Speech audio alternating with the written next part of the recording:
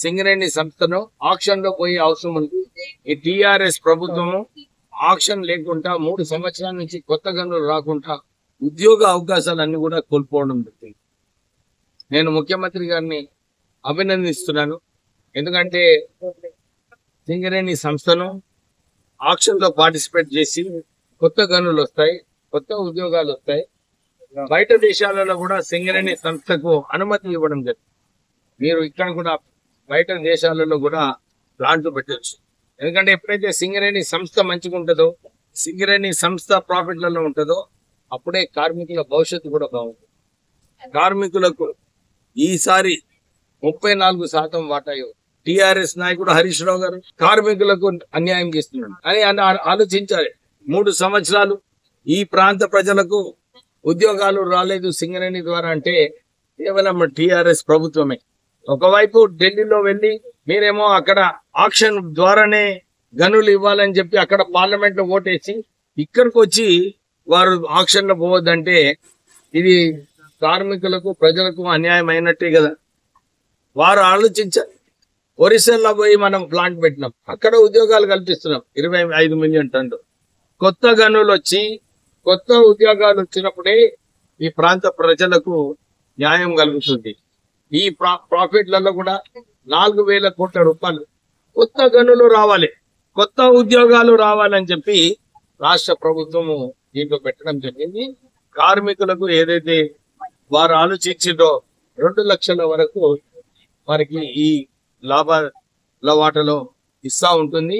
దాంతో పాటు టిఆర్ఎస్ హయాంలో కాంట్రాక్ట్ వర్కర్స్ కి అసలు బోనస్ ఇయ్యలేదు. పోయిన సంవత్సరం 5,000, ఈ సంవత్సరం 5,000 అయిపోయింది.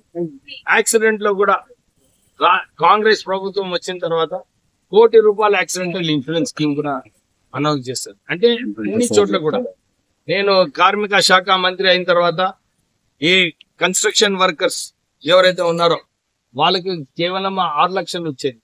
కానీ రేవంత్ రెడ్డి గారు ముఖ్యమంత్రి అయిన తర్వాత నేను కార్మిక శాఖ మంత్రి తీసుకున్న తర్వాత 6 లక్షల నుంచి 10 లక్షలు చేయడం జరిగింది. అంటే ఎప్పుడు కూడా కార్మికులకు న్యాయం చేయాలి, కార్మికులతో ఉండాలని చెప్పి రిటైర్డ్ సింగరేణి ఎంప్లాయీస్ 10,000 పెన్షన్ కోసం మీరు ప్రయత్నం చేస్తారని హామీ ఇచ్చారు సార్. అది ఎంతవరకు వచ్చింది?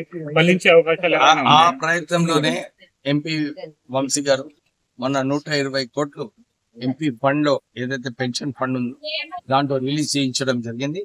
మళ్ళీ ఒకసారి వారు పార్లమెంట్ లో మాట్లాడి మన రిటైర్డ్ కార్మికులకు 10,000 రూపాయల పెన్షన్ ఇచ్చేలాగా ప్రకటన. ఉద్యోగ అవకాశాలు ఎక్కువ ఉండాలంటే అండర్ గ్రౌండ్ మైన్స్ ఓపెన్ చేయాలనే డిమాండ్ కొంతకాలంగా ఉంటుంది. కొత్త గనులలో అండర్ గ్రౌండ్ పెడతారో ఓసీపీలు ఎక్కువ ఏదైతే వయబుల్ ఉంటుందో, ఎకనామికలీ వయబుల్ ఉంటుందో అదే నిర్ణయం సింగరేణి సంస్థ తీసుకుంటుంది. ఎందుకంటే వయబిలిటీ కూడా ఉండాలి. వయబిలిటీ దేంతో ఉంటుంది? ఇప్పుడు మనకు ప్రజలు కూడా గమనించాలి. ఇప్పుడు ఇంతకు ముందు లాగా లేదు. బీజేపీ ప్రభుత్వం వచ్చిన తర్వాత అన్ని రంగాలలో కాంపిటీషన్ చేయమంటుండ్రు. వెస్టర్న్ కోల్ ఫీల్డ్ నుంచి తక్కువ ధరలో మొగ్గొస్తుంది. ఇప్పుడు వాళ్ళక్కడ ఏం మేనేజ్మెంట్ ప్రాక్టీసెస్ చేస్తున్నారు మనం కూడా నేర్చుకొని కాంపిటేటివ్ అయ్యే అవసరం ఉంది. కాంపిటేటివ్ అయ్యి ఉద్యోగాలు కాపాడుకోనికే ఏది ఎంట్రీ సెగ్మెంట్ లో కాకా వెంకట స్వామి గారు సేవలు ఏదైతే చేశారు, నిన్న ముఖ్యమంత్రి గారు సింగరేణి సంస్థ లాభాల వాటలో అనౌన్స్ చేసినప్పుడు మరి ఇదే గుర్తించుకున్నారు. 1995లో సింగరేణి సంస్థ ఈఐఎఫ్ఆర్ లో వెళ్ళినప్పుడు అప్పుడు కాకా వెంకట స్వామి గారు 400 కోట్ల రూపాయలు ఎన్టీపీసీ నుంచి లోన్ ఇప్పించి ఆ సంస్థను కాపాడుకోవడం జరిగింది.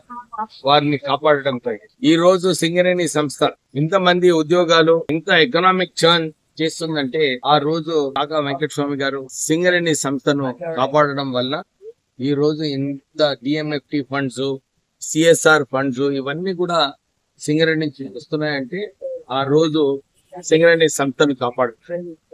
కార్మికులకు ఎప్పుడు కూడా కాకా వెంకట స్వామి గారు పనిచేసేవారు. రామగుండంలో 30,000 పట్టాలు ఆ రోజులలో సింగరేణి కార్మికులకు ఇప్పించింది సంగతి ప్రజలందరికీ తెలిసే. తర్వాత CMPF funds, pension funds coal sector లో, ప్రైవేట్ సెక్టర్ లో పెన్షన్ ఇప్పించడం ఇవన్నీ కూడా కాకా వెంకటస్వామి గారు చేయడం. పెద్దపల్లి ఎంపీ వంశీకృష్ణ గారు కూడా మన పార్లమెంట్ లో మాట్లాడి రిటైర్డ్ కార్మికులకు సింగరేణి రిటైర్డ్ కార్మికులకు 120 కోట్ల రూపాయలు వారి ఖాతాలో జమ చేసి రిటైర్డ్ కార్మికులకు ఆదుకోవడం. నేను కూడా పెద్దపల్లి పార్లమెంట్ ఎంపీగా ఉన్నప్పుడు రామగుండం ఫర్టిలైజర్ ప్లాంట్ అది మూతపడినప్పుడు మన్మోహన్ సింగ్ గారితో మాట్లాడి ఎంపీగా నేను ఆ రోజులలో 10,000 కోట్ల రూపాయలు రుణమాఫీ చేయించి రామగుండం ఫర్టిలైజర్ ప్లాంట్ ని రీఓపెన్ చేయించడం. సుమారు 5,000 ఉద్యోగాలు ఈ రామగుండం ఫర్టిలైజర్ ప్లాంట్ రీఓపెన్ కావడం అంటే